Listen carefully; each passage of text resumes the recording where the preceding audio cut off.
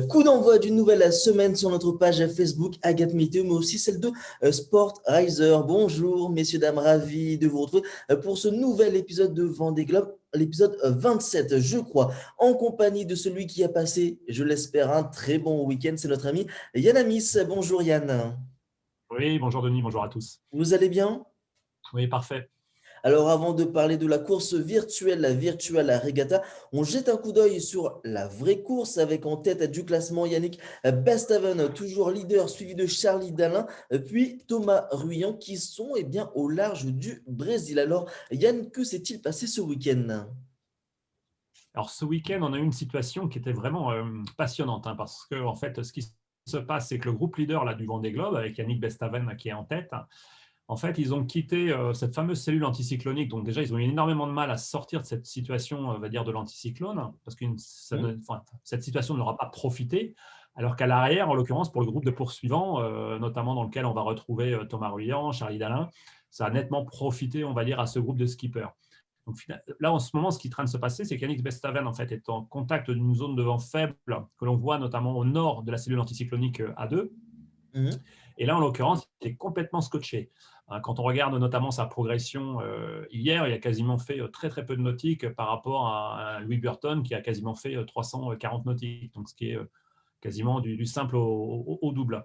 Donc, en l'occurrence, on arrive donc à une tête de course qui est complètement bloquée sur Yannick Bestaven. De ce côté, on a d'autres skippers qui sont en train de monter au nord-nord-est avec des vents qui sont modérés, donc en appui sur l'anticyclone. Donc, ce qui est en train de se produire, en l'occurrence, certainement aujourd'hui, voire demain, c'est qu'on va retrouver quasiment un groupe de 4-5 coureurs qui vont être en fait compris dans un mouchoir de poche. Donc, Oui. ça relance complètement la dynamique du Vendée Globe. Et il faut savoir que ces coureurs n'ont toujours pas fait la connexion avec les alizés de sud-est qui doivent notamment les emmener à passer l'équateur météorologique. Et justement, une fois qu'ils vont atteindre ces alizés, qu'est-ce que ça va changer pour eux? Alors, quand ils vont connecter avec les alizés de sud-est, ce qui va être intéressant, c'est qu'en fait, les coureurs, en fonction de la position, disons, de la longitude qu'ils vont occuper, ils vont gagner, en fait, notamment sur l'équateur à la fois géographique et l'équateur météorologique. Mais là, en l'occurrence, on sait qu'avec l'alizé de sud-est, puis la traversée du poteau noir et ensuite derrière les alizés de nord-est, globalement, on va dire que les écarts vont rester contenus. C'est-à-dire qu'il ne va pas y avoir de grosses modifications. Donc, en fait, tout le côté passionnant en ce moment de ce qui est en train de se mettre en place, c'est que avant de rentrer dans cette alizée de sud-est, on va avoir un regroupement finalement de 5 ou 6 coureurs. Et là, en l'occurrence, ces 5 ou 6 coureurs, il ne faut pas se faire d'illusions, quand ils vont rentrer notamment sur l'alizée de sud-est, ils vont ressortir dans l'alizée de nord-est quasiment la même situation, avec la même situation, la même position, on va dire, en termes de classement.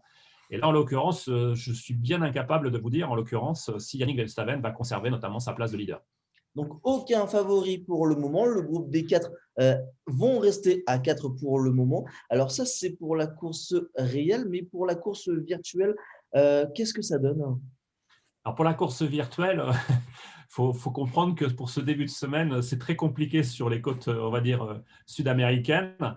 Mais pour notamment la course, on va dire pour la course du Virtual Regatta, si on prend le groupe leader, alors, on va dire qu'on a deux grosses parties sur cette flotte. On a le groupe leader là, qui est confronté à l'anticyclone qui s'étend notamment dans le sud des Açores. Donc là, les coureurs sont en train d'enrouler la bordure de la dorsale anticyclonique et ils vont gagner ensuite sur les Açores. Donc là, il y a une première grosse option qui est en train de se mettre en place. La question qui va se poser, c'est est-ce que je passe dans le cadran nord-ouest des Açores ou est-ce que je passe dans les Açores? Ça, c'est une première interrogation, je dirais, qui concerne quasiment 10 à 15 000 concurrents du Vendée Globe virtuel. Et derrière, ce qu'il faut voir, c'est qu'on a un anticyclone qui va s'installer sur le golfe de Gascogne jeudi, vendredi, c'est-à-dire qui correspond un petit peu quand les coureurs vont arriver en face des Sables d'Olonne, qui va compliquer et rendre beaucoup plus compliqué, je dirais, l'arrivée sur les sables. Donc, ça risque de sacrément, je dirais, jouer durant cette semaine pour savoir qui va réussir à prendre la bonne option météorologique. Alors, Alors ça, c'est justement, la tête de course. Ça, c'est la tête de course. Mais ce qu'il faut avoir aussi en tête, c'est qu'à l'arrière, sur les côtes, ce que tu évoquais tout à l'heure, Denis, sur les côtes sud-américaines, c'est l'anarchie la plus complète parce que finalement, les bateaux se répartissent sur les différents groupes des ouais. coureurs de la course réelle. Donc, en fait, ils sont confrontés exactement à la même chose. Alors, vous avez parlé de l'arrivée des skippers, mais justement, elle est prévue pour quand? Pour la course virtuelle, hein, je parle bien.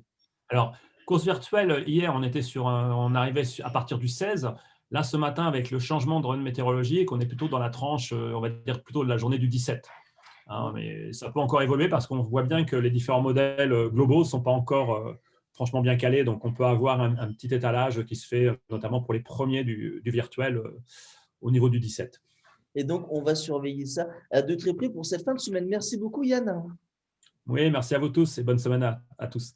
Effectivement, bonne semaine à tous. Merci de nous avoir suivis sur notre page Facebook Agathe Météo, mais aussi celle de Sportriser. Puis j'ai une petite pensée pour Georges Pernou, le présentateur de Thalassa, qui malheureusement nous a quittés. D'ailleurs, le président du Vendée Globe lui a rendu hommage. Merci beaucoup, Yann. Passez une bonne semaine Oui, merci à vous tous aussi. et à très vite. Au revoir.